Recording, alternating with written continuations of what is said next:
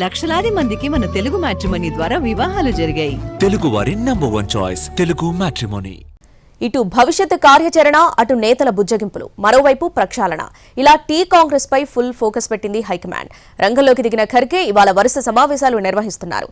అలాగే సాయంత్రం జరిగే బహిరంగ సభకు భారీ ఏర్పాట్లు చేసింది పార్టీ. ఇవాళ జరగబోయే బహిరంగ సభలో పాల్గొనేందుకు ఏఐసీసీ చీఫ్ ఖర్గే హైదరాబాద్కు చేరుకున్నారు. ఆయనకు CM Revanth Reddy, deputy CM Bhatti, Meenakshi Natarajan స్వాగతం పలికారు. ఇవాళ ఉదయం గాంధీభవన్లో టీపీసీసీ ఆధ్వర్యంలో జరిగే పొలిటికల్ అఫైర్స్ కమిటీ సమావేశంలో పాల్గొంటారు. ఈ భేటీలో స్థానిక సంస్థల ఎన్నికల వ్యూహాలు, జూబ్లీహిల్స్ బైపోల్, జీహెచ్ఎంసీ ఎన్నికలతో పాటు జై బాపు, జై భీమ్, జై సంవిధాన్ కార్యక్రమంపై చర్చిస్తారు. తర్వాత అడ్వైజరీ కమిటీతో సమావేశమవుతారు. సాయంత్రం 4 గంటలకు ఎల్బీ స్టేడియంలో నిర్వహించే భారీ బహిరంగ సభకు ఖర్గే ముఖ్య అతిథిగా హాజరవుతారు.